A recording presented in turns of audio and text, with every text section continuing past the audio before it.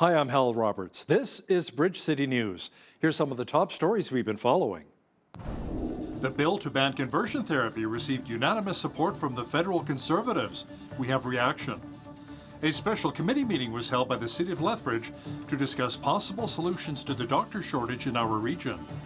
And there's a special Christmas house in our city, which has a more than 100-year history. We have the details. Your nation, your province, your southern Alberta. From the heart of Lethbridge, it's Bridge City News with Hal Roberts. Thanks so much for joining us. The federal Conservatives introduced a motion that gained unanimous support to fast-track a bill to criminalize conversion therapy through the House of Commons. Bill C-4 passed unanimously in Parliament, and it's now on its way to the Senate. Committing to push it through as fast as they can. I'll be honest with you, I have asked them to undertake those discussions in a sensitive way that doesn't re-traumatize survivors of conversion therapy. That's something that we saw in the House last time. Survivors had a very tough time testifying in front of the House of Commons committee. So I'm really happy that they don't have to do it again. And I do hope that the Senate will show the same degree of sensitivity. And again, I want to thank all the parties today, and particularly the Conservative Party, for showing leadership. The doctor shortage here in our city in Lethbridge was discussed at a Lethbridge City Council committee meeting on Wednesday.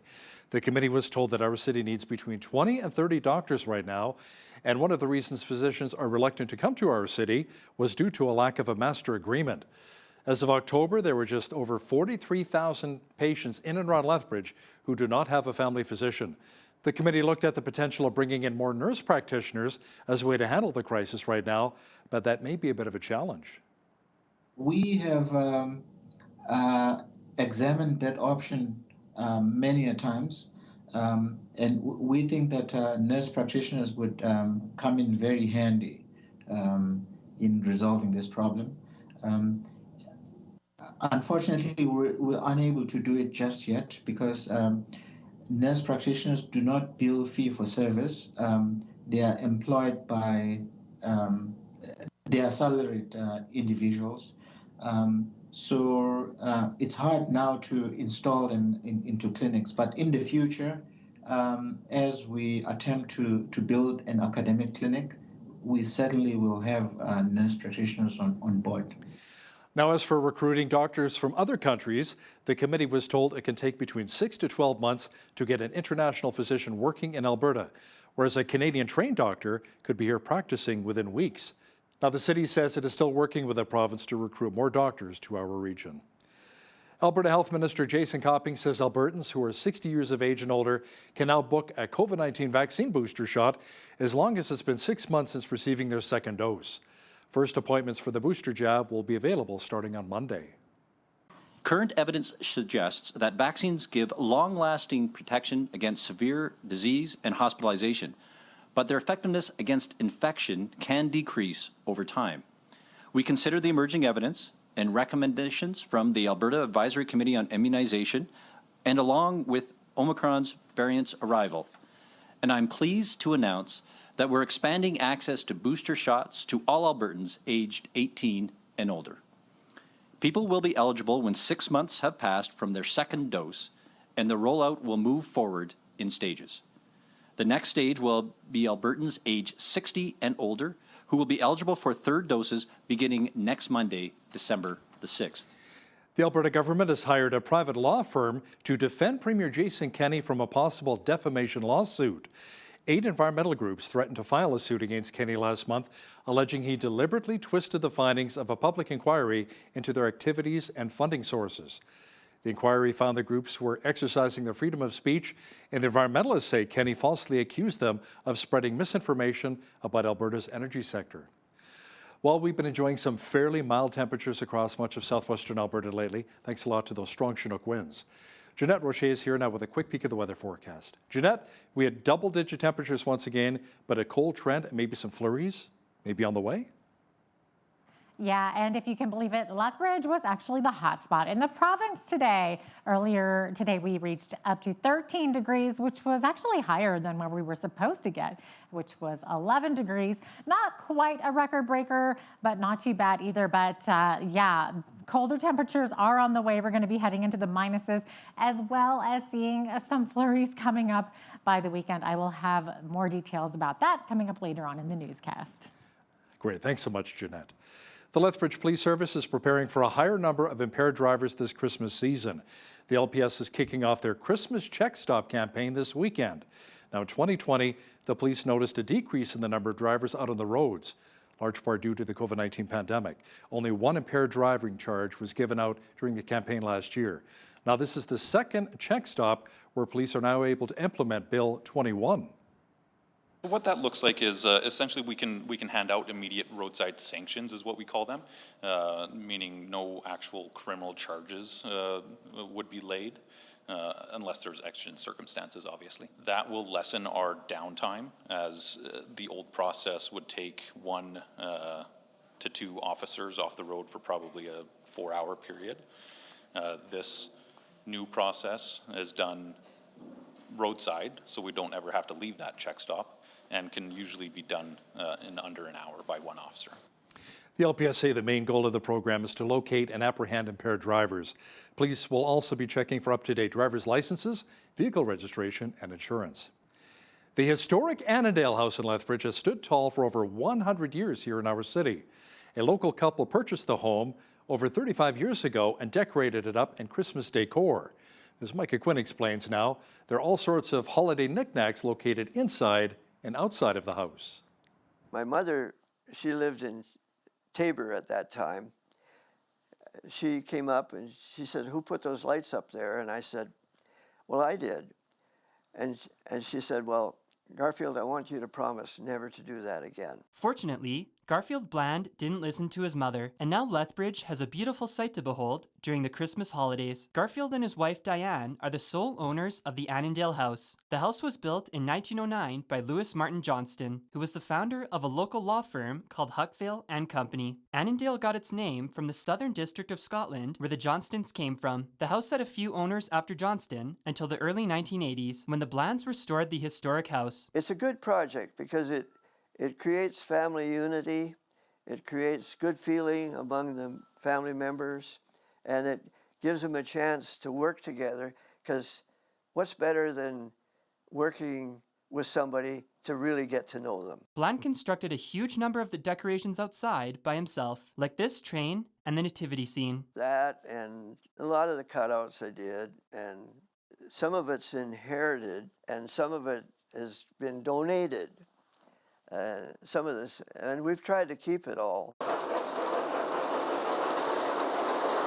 If you're wondering about the inside of the house, Bland also has a plethora of unique model trains. I guess I'm sort of a civic engineer, a town planner, all clumped into one, and I find it very relaxing. Indoor house viewings are canceled this year, but if you're interested in an outdoor viewing, you can call Bland at 403-308-3827.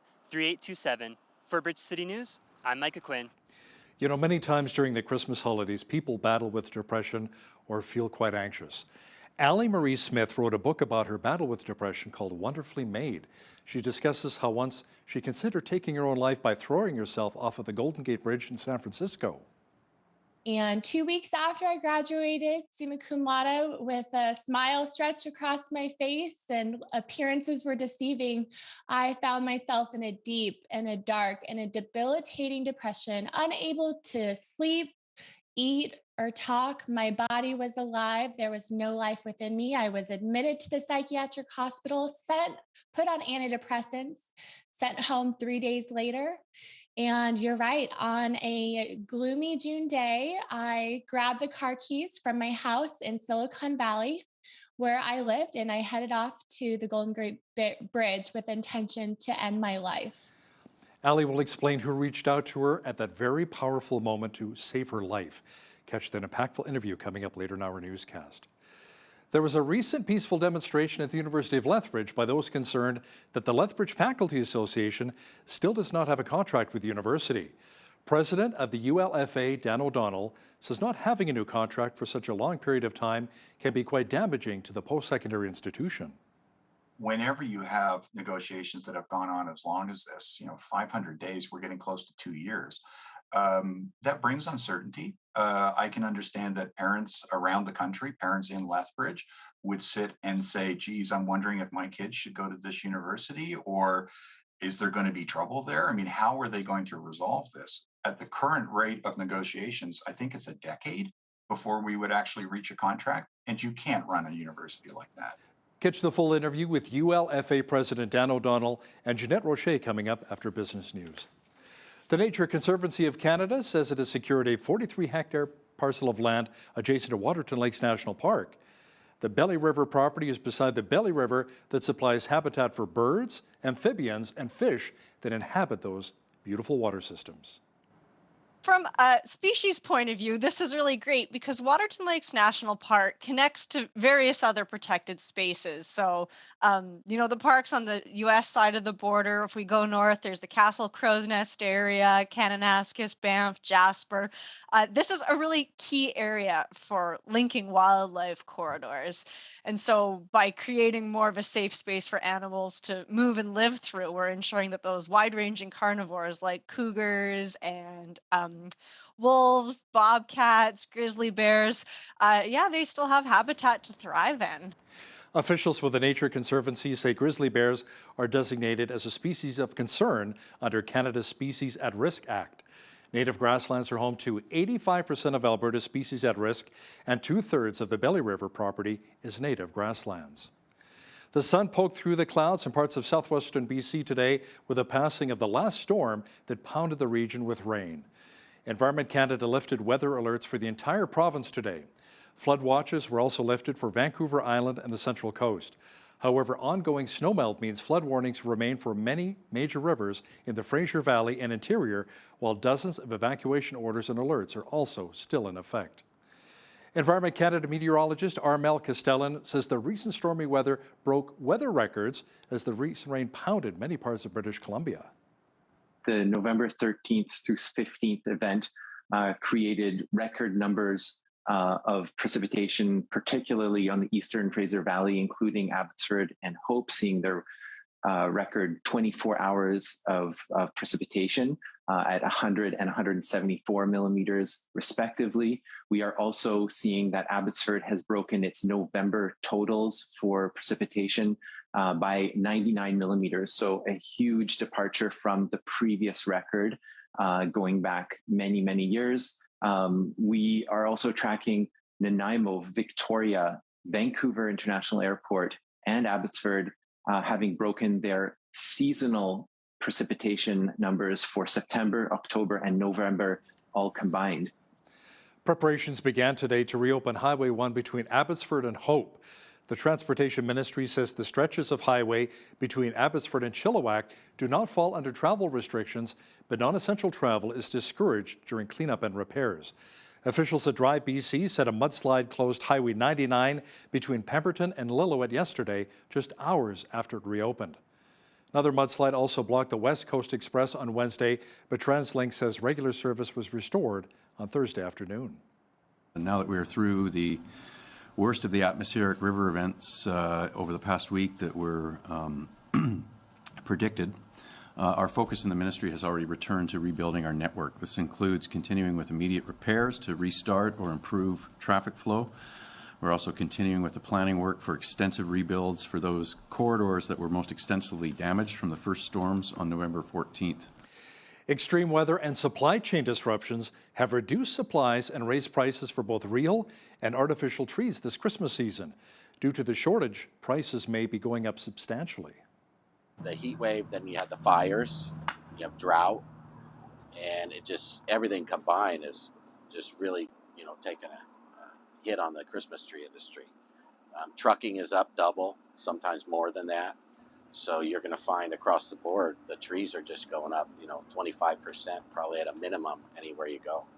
That's a pretty cool one, huh? We're having shortages of everything, and just, of course, it had to hit Christmas trees. And, I guess it makes sense, given, just supply issues of delivering the trees and the fires and everything, Yeah, It's an unusual situation. It's a double whammy. Weather and supply chain problems are really hampering the industry. Growers have been hard hit by floods, fires, smoke, drought, extreme weather conditions. Well, I came in early because I heard in the news that there's not going to be enough fresh Christmas trees.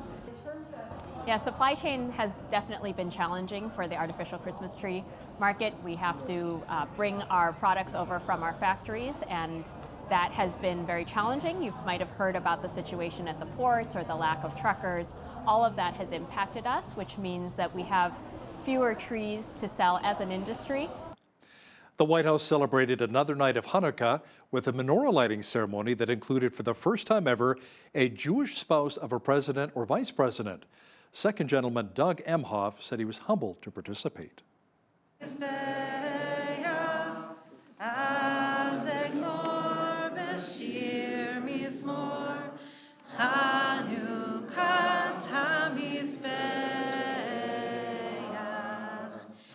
And then to think that today I'm here before you as the first Jewish spouse of an American president or vice president celebrating Hanukkah in the People's House.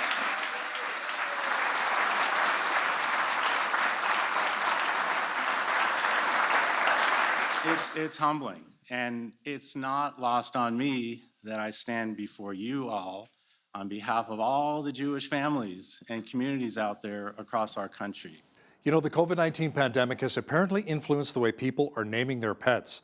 Rover Trends expert Kate Jaffe says some people are now naming their dogs and cats Siri, Dr. Fauci, and even Zoom. What we found is that the names we choose for our pets reflect the things that matter most to us.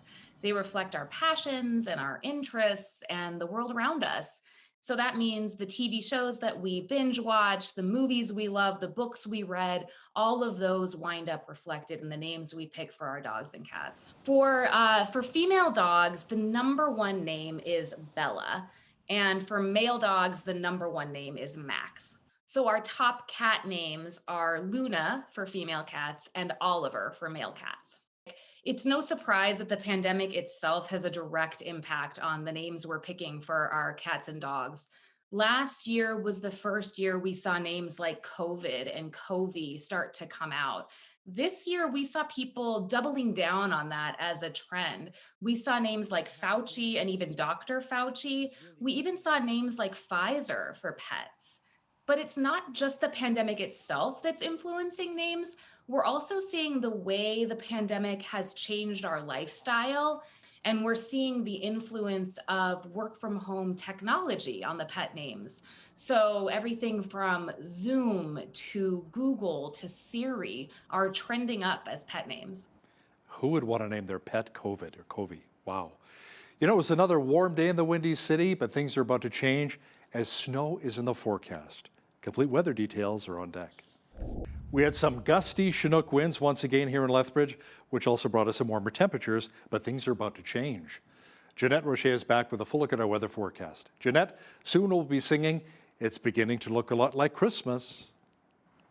Yeah, well, you can go ahead and sing it because as of Friday evening, we could be seeing a chance of flurries. Those snowflakes continuing on into Saturday and Saturday evening. But before we get there, we're going to see a drastic drop in temperature. We're going to be seeing a high of only -1 tomorrow with wind chill values that could feel more like -5 even by tomorrow afternoon. Then we're going to see the snow for Friday night into Saturday evening as well.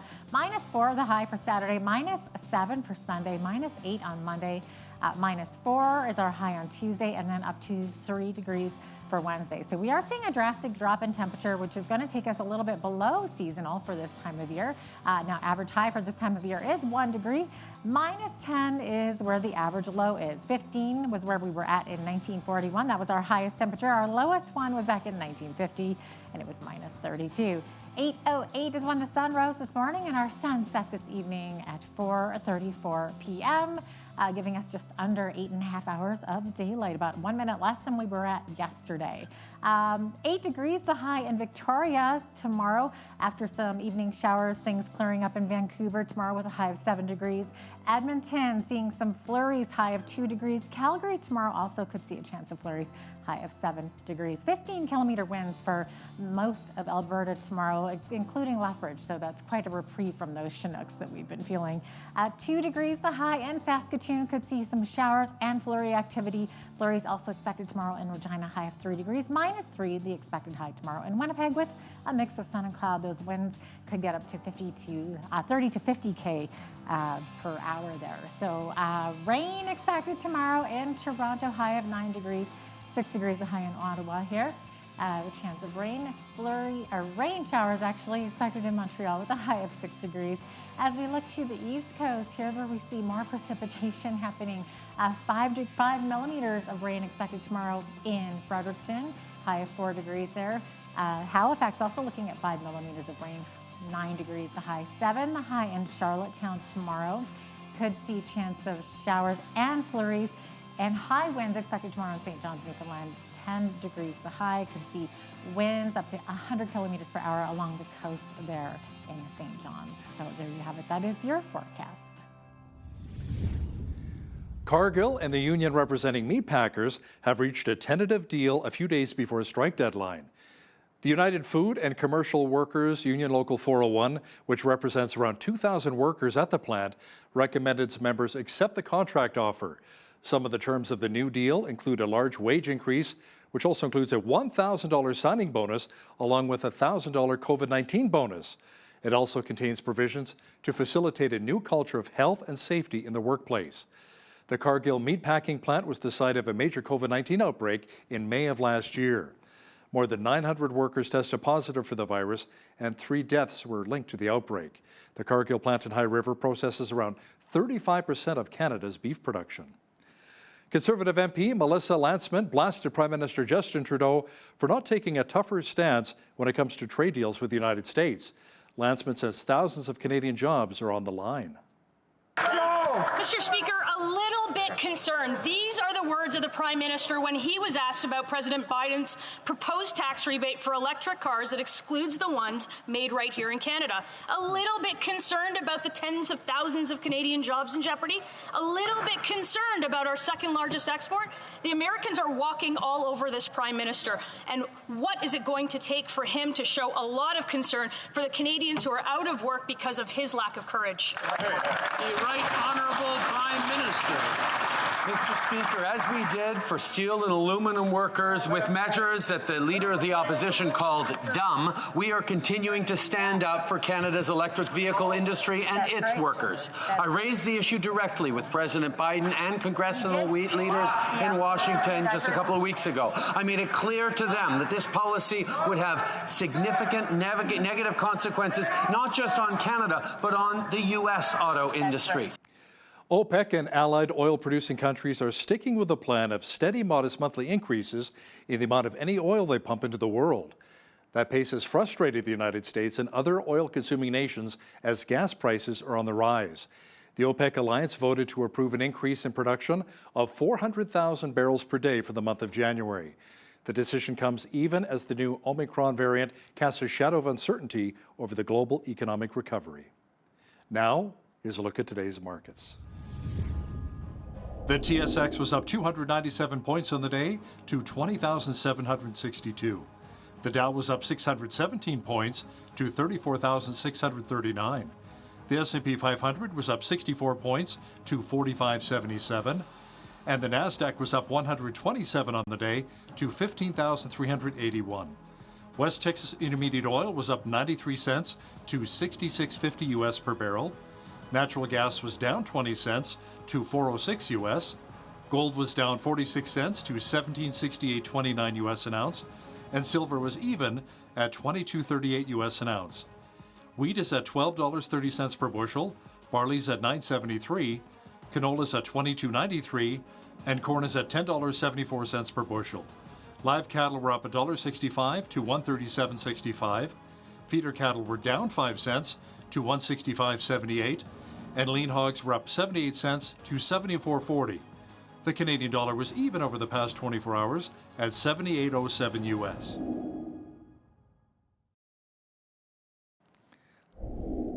Recapping one of our top stories, Alberta Health Minister Jason Copping says Albertans who are 60 years of age and older can now book a COVID-19 vaccine booster shot as long as it's been 6 months since receiving their second dose. First appointments for the booster jab will be available starting on Monday.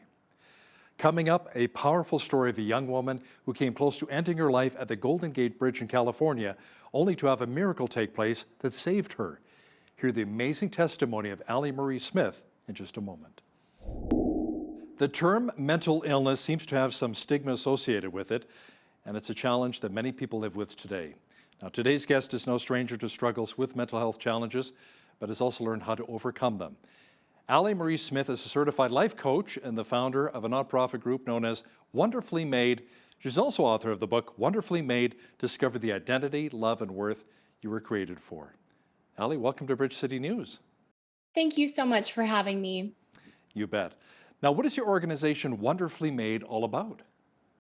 Our mission is to help teen girls and young women know their God-given value and live spiritually, emotionally, and mentally healthy lives. So we offer young women's conferences. We have a podcast for young women and the women who love them, many films, online encouragement. We send encouragement packages to teenage girls here in the US who are in mental or emotional distress. So we do a lot to really encourage young women to really live into their true identity in Christ. I'm glad you brought up online encouragement because nowadays there seems to be a lot more online bullying. So this really counteracts that nicely, doesn't it? It is. It is an experience too many girls are experiencing. Absolutely. Now, Allie, as a young woman, you attempted suicide and lived with a mental health diagnosis. Would you care to share some of that story and where you're at today?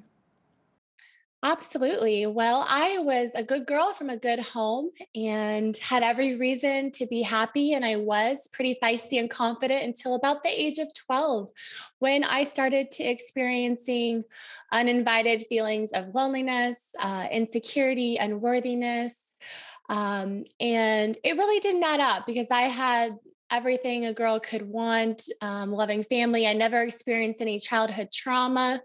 And so looking back, it was really the onset of what would become clinical depression, which really escalated through high school.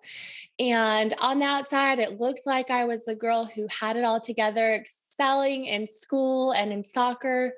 But on the inside, I was really fighting a very difficult battle with depression.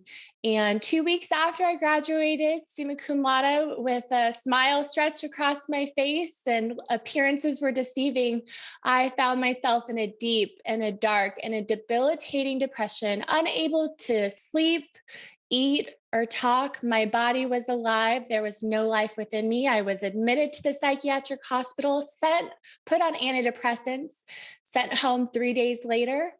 And you're right, on a gloomy June day, I grabbed the car keys from my house in Silicon Valley, where I lived, and I headed off to the Golden Gate Bridge with intention to end my life. So what happened? Where did you, is it at that point that maybe God reached out to you, or did somebody else reach out to you that stopped you from taking the next step? Well, God certainly intervened that day. I was driving somewhat recklessly. My tire hit a curb. I got a flat tire and I sat in my car, paralyzed, unsure what to do. And there was a knock on my window, and a silver-haired, kind-hearted man came and asked me if he could help me and called for roadside assistance. I engaged with a real conversation with that man after not talking for over a month with anyone. And that encounter gave me a little hope. And after my tire was fixed, I headed home to my family.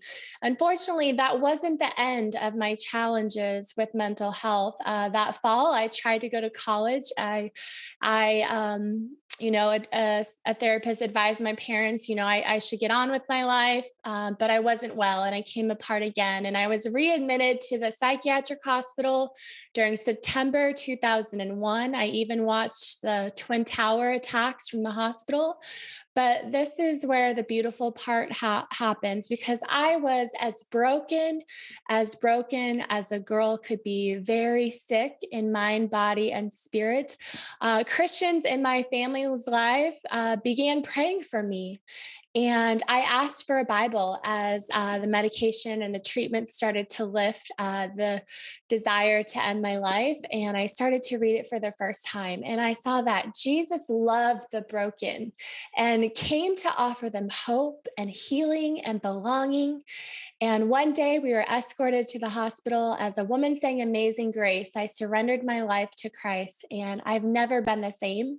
I have had battles with mental health since then, but that is the story of how Jesus intervened in my life and rescued me. Today, I'm thriving, free from symptoms of mental health, and I do everything I can to try to stay well and to be well, and professional help has really helped me so much. That's wonderful to hear. Allie, in the process of finding your own identity, you've become very passionate about helping teenage girls and other young women know their God-given value and identity. Why is that so very important to you? Well, I know what it was like to be a teen girl, lost, confused, insecure, flooded with feelings of unworthiness and shame. And this is an experience too many of our teen girls and young women are experiencing. About 1 in 4 young women struggle with a mental health condition, whether that's depression, anxiety, or an eating disorder. To compound this, they are living in a godless culture that tells them their worth is found in their appearance and in their influence and in their successes, and they are contending with the toxicity of social media. And many girls don't know the love of Christ, and that their true value and identity is simply found in a personal relationship with God. And so I'm so passionate about teen girls and young women, because I know through my story that God can do beautiful things with a broken life. And he can help these girls and young women really live the lives they were created for. Do you sometimes maybe encourage young women to get off of social media for a period of time, because it can become quite toxic? Absolutely. I actually extended an invitation to every teen girl, young woman, mom, mentor in our community to take a social media detox as they read through my book, because it is so much about our true purpose, and it's about living an intentional life. And so I always invite and challenge young women to trade a distracted life for their actual life, to practice the spiritual discipline of presence. And we know that social media is highly toxic to young users, but especially teenage girls. Even Facebook's own findings have realized this, that it increases anxiety and depression. So I tell every girl, every adult who is experiencing mental health issues, I think the last place they should be on is social media, unless by some reason they're able to handle it in a healthy way. So, Allie, do you believe that beauty and purpose comes really from our brokenness? And if so, why? Well, I think our beauty and purpose is ultimately found in our relationship with Christ, but I do believe that there is so much beauty that can be found from being broken. In breaking and coming to God, we can even become more beautiful. There is a Japanese form of pottery known as kintsugi, and it's where the potter takes a piece of pottery that has been broken and shattered into countless pieces, and instead of throwing that broken piece of pottery away, that potter takes all those pieces and using an often gold or silver lacquer mends them together into a new piece of pottery that is even more beautiful and resilient than it was before the breakage. And I believe this is a beautiful analogy of what God can do with the broken parts of our lives. He doesn't throw us away. He is our great Redeemer, and his eternal plan for us is good. And so we know that all things can work together for good for those who love God and are called according to his purpose, and he doesn't waste our pain. Amen. Allie, how do you fight for your own mental health? Do you open up God's word, maybe take some walks out in the park? And what maybe steps can people take? How can you encourage others to do the same? Sure. Well, because I've struggled so severely, I am so motivated to stay well and to be well. Um, of course, I'm absolutely in God's word every day. We know that neuroplasticity is the real thing. Being transformed by the renewing of our mind, we can create new neural pathways in our brain. We know that we're not stuck with old thought patterns. We can be transformed by our thoughts. So for me, that looks like scripture memorization. It looks like truth declarations. It looks like praying regularly throughout my day. On top of that, I also am very committed to living a clean and a healthy lifestyle. So for me, that looks like religiously guarding my sleep, going to bed, waking up at the same time every day, taking my medications, supplements, and vitamins with gratitude. I use a pill box so I never miss anything. And I say a prayer of thanks. God, thank you for this, that you have used, this tool you have given me to help heal me and to help me live my best life. I abstain, of course, from drugs and alcohol as well. I get regular exercise, move in ways that bring me joy. For me, that's surfing here in California, time with my dog, stress management. There are so many things we can do to be an active and a willing participant in our own wellness. And so for me, I'm committed to doing anything I can to stay well and to be well. And I want to encourage anyone to remember that you have agency over your daily decisions for your wellness. And there's so much we can do to improve and enhance our mental health.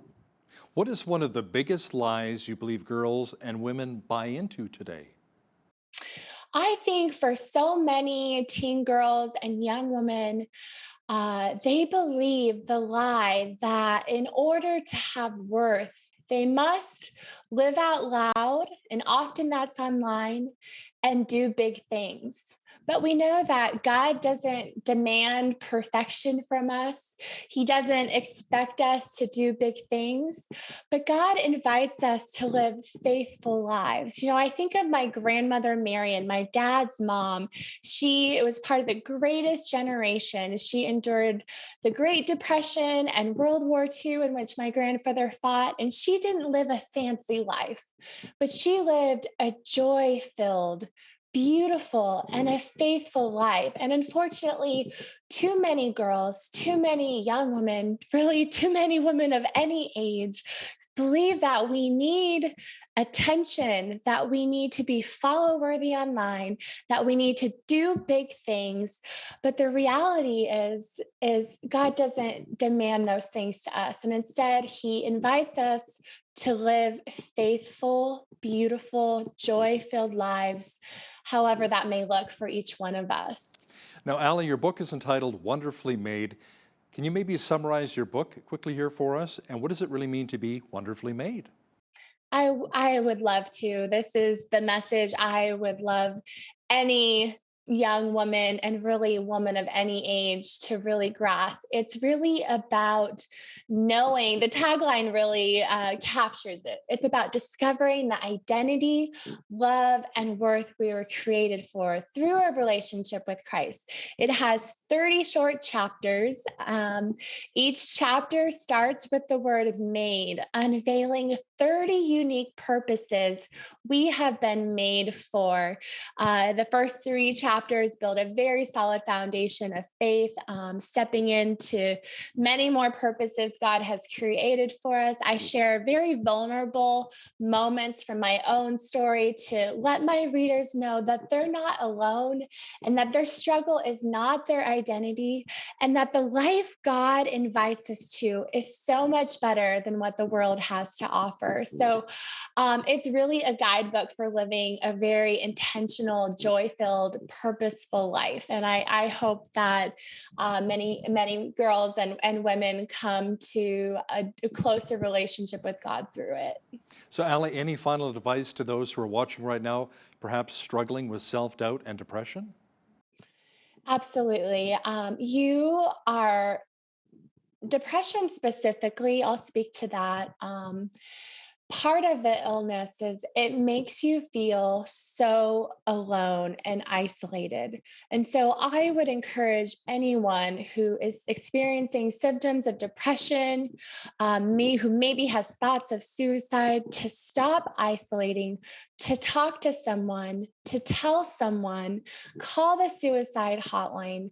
So many people, way more people than you can imagine, have been where you are and have come through the other side.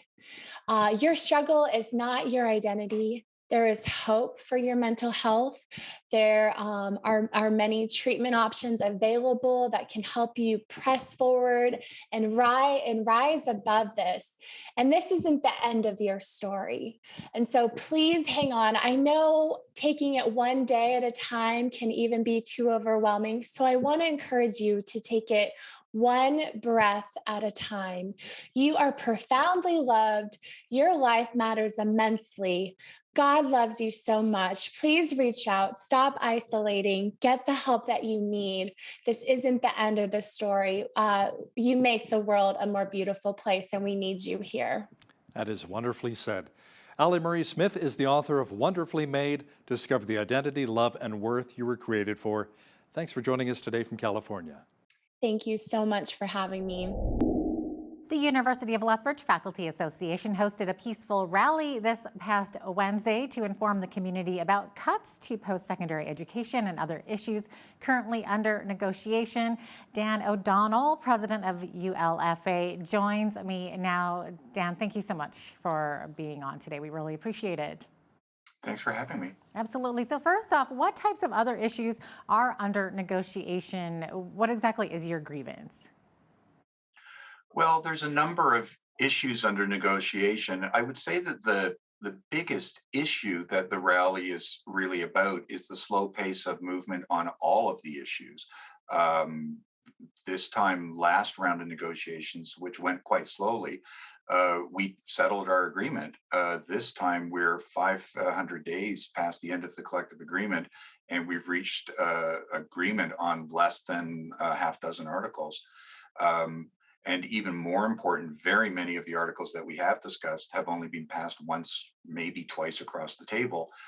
And we've been finding it hard to get meeting times with the administration. We've been finding it hard to get meaningful movement on the things that they're presenting. So I would say the initial problem is simple lack of movement at the table. You can't have a successful contract negotiation if you're not prepared to meet, and then you can't finish the negotiations if you're not prepared to take water with your wine occasionally. Mm-hmm. The specific issues that are causing trouble right now are we're being asked for a -4 retroactive pay cut for money we've already paid taxes on. We're also looking at a number of changes in the way that governance works in the university, including, for instance, the way grievances are handled, shortening the period of time when somebody can point out that something improper has happened. Changes to academic freedom, which can be difficult for people not in the university world to understand, but basically the idea is to subordinate academic freedom to the business interests of the university, which sounds like it makes a lot of sense, except then you end up with a situation like we just had in Florida, where the university can say, well, we don't want to alienate the provincial government, so even though what you have to say and you're an expert in this area is important, we'd rather you just didn't say anything. And that's not why the citizens of Lethbridge fought to have a university in a city this size. Yeah, true. Now, Dan, I know that you're an association working on behalf of faculty members. Who is your union, by the way? Are you currently under AUPE? No, we are the union. So the University of Lethbridge Faculty Association was turned into a union as a result of a Supreme Court decision going back about 2012, I think. Okay, excellent. Thank you for clearing that up for me. I know a lot of the staff at the U of L are AUPE, but I was a little bit curious about the faculty members because I didn't think that you fell under that category. So that's great to have that clarification. No, we don't. We're our own union. Yeah, and so who exactly are you negotiating with? Is it the university itself? Is it the province? Well, that's actually an interesting question. The short answer is we should be negotiating with the university. We should be negotiating with the Board of Governors of the University of Lethbridge, and the Board of Governors of the University of Lethbridge should be looking out for the best interests of the faculty, of the students, and frankly, of the city of Lethbridge. In actual practice, we seem to be negotiating with the government of Alberta via the Board of Governors. We are told whenever we're asked that the money that is being offered, there is no choice. It's being set by the provincial government. We're told that the provincial government wants to see the university restructured. We're told that the provincial government has all sorts of plans for how the university that Lethbridge has needs to be reorganized. And unfortunately, I think that's contributing to this lack of movement and this uncertainty, because if you're a member of the Board of Governors or if you're a member of the administration and you don't feel that you actually run the university, then I can see that it is difficult to make the kind of compromises that are necessary to keep the university as good as it is. Mm-hmm. So what type of impact is this having on staff and students at the U of L? Well, I think it's horrible. It's horrible for the employees. It's horrible for the students. Whenever you have negotiations that have gone on as long as this, 500 days, we're getting close to 2 years. That brings uncertainty. I can understand that parents around the country, parents in Lethbridge, would sit and say, geez, I'm wondering if my kids should go to this university, or is there going to be trouble there? I mean, how are they going to resolve this? At the current rate of negotiations, I think it's a decade before we would actually reach a contract, and you can't run a university like that. So this is inevitably going to have impact on the students. University of Lethbridge faculty members also, over time, have lost ground compared to other universities in our class, to the point that we're now paid 10 to 15% lower than the comparator universities that we all agree are our comparators. And the trouble with that is, again, the best educational experience depends on having professors who are the best in their fields in the world, and who are not looking for other work, are not struggling to find the time to do their research, not struggling to find the time to participate in professional panels. And ultimately, that does impact the quality of the education in a university that the citizens of Lethbridge marched in order to have established, because we knew it was good for our kids to have this university here. Mm-hmm.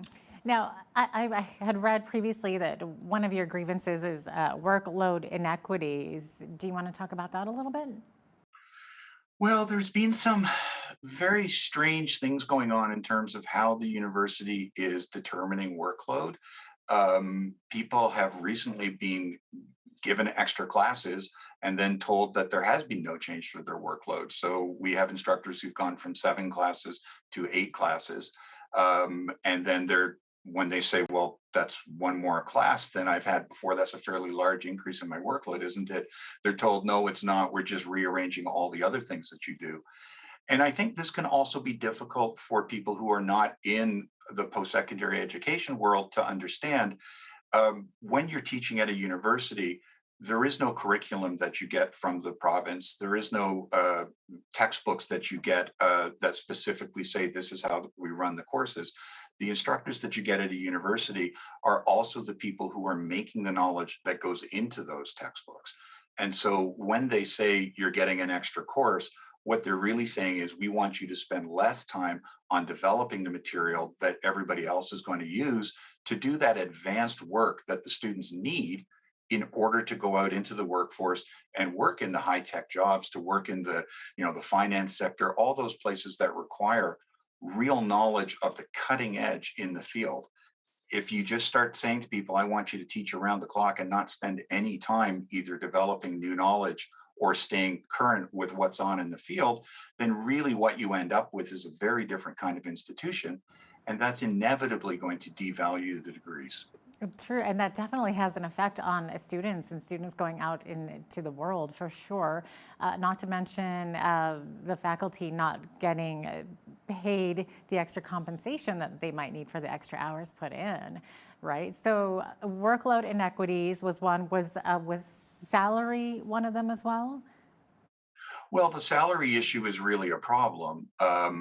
The province has asked the public sector generally to take rollbacks, retroactive rollbacks. There is some indication that the mandate has changed in the last month or so, but it began this round by saying that they wanted the public sector to take rollbacks. In the post-secondary sector, that has generally been -3. At the University of Lethbridge, they added an extra percent. So they asked us for -4. Unlike other universities, the U of A, other universities in the province, our board decided that they wanted that extra percent. And that's really very unfortunate because the last time the government cut the University of Lethbridge's budget, this was about 5 or 6 years ago, the University of Lethbridge faculty were the only faculty in the province who agreed to a 1% rollback in order to help the university out. And the trouble is that compounds over time.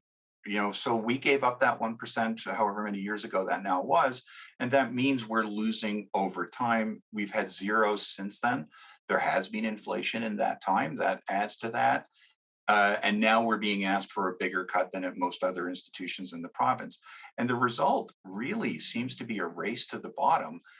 And it just doesn't make sense for a city that's proud of its university to say, we'd really like to be known as the university that's the discount university, the place that pays its faculty less than elsewhere, so that you can have a so-so education as opposed to a better education somewhere else. Yeah, that makes sense. Absolutely. Maybe talk about the rally held on November 17th. What was the response from the community? Were they surprised that this was happening?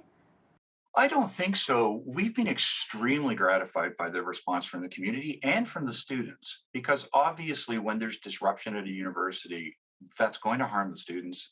Faculty members are teaching because they love to teach. Students are there because they want to learn. Nobody wants to see classes disrupted. It's obviously something that would concern students.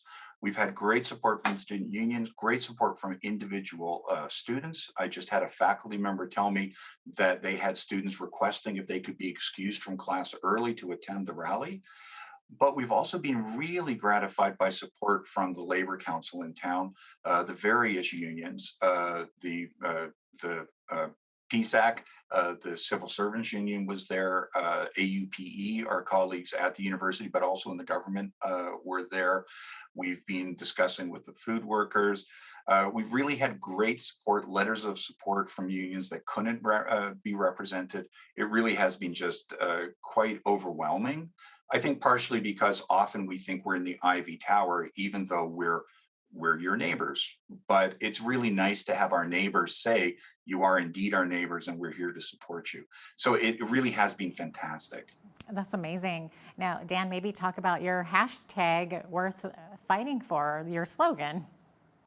Great. We have 2 hashtags. One of them is Our University and the other is Worth Fighting For. And we're using those for really 2 reasons. The first is the University of Lethbridge is unique in that it is absolutely the product of its citizens. The citizens of Lethbridge marched in the late 60s to get this university established in the face of resistance from the province. And they wanted that because they knew it was going to be a driver of economic activity. It was a way of keeping our children in the area. Just all around good for our businesses is how businesses get technology. And I think over the years, the university has really lived up to that. So we feel that of all the universities in the country, the University of Lethbridge can truly say, for the people of Lethbridge, this is our university. On top of that, you can't have a university if you're not prepared to fight for it. We see the pressures from Edmonton. They want to cut back. They want to pull programs. They want to make the university smaller. They want to change its focus. And frankly, they want to reduce quality. One of the provincial goals is to reduce the quality of Alberta institutions to those of BC and Ontario, as that's what they say they would like to do. And we feel that the only way of preserving the work that our citizens have put into this university is to fight for it. And we think it's worth fighting for. And we also feel that the board has really not been doing that work. We're often told that we have to be afraid of the provincial government, that if we stand up to the provincial government's demands, then we'll be penalized by them. But we really feel that this is the job of everybody, of the board, of the administration, of the students, and of the faculty. And we're really quite disappointed right now that it seems to be only the faculty, the staff from AUPE particularly, and the students who are carrying that fight. And so we're really trying to encourage the board and the members of the administration to stand up for this university that we've built. Excellent. Well, Dan, thank you so much for educating our viewers about what all is going on there. Anything else you want to add at all? No, I thank you for your interest. As with the citizens of Lethbridge, we've really been very, very pleased by the amount of support that we've had. And if people have any questions or comments or suggestions, they're welcome to contact the ULFA office, and we'd love to hear from you. Dan O'Donnell, President of the University of Lethbridge Faculty Association, thank you so much for joining me today. Thanks very much. I'm Jeanette Roche on behalf of all of us here at Bridge City News. Thanks for watching.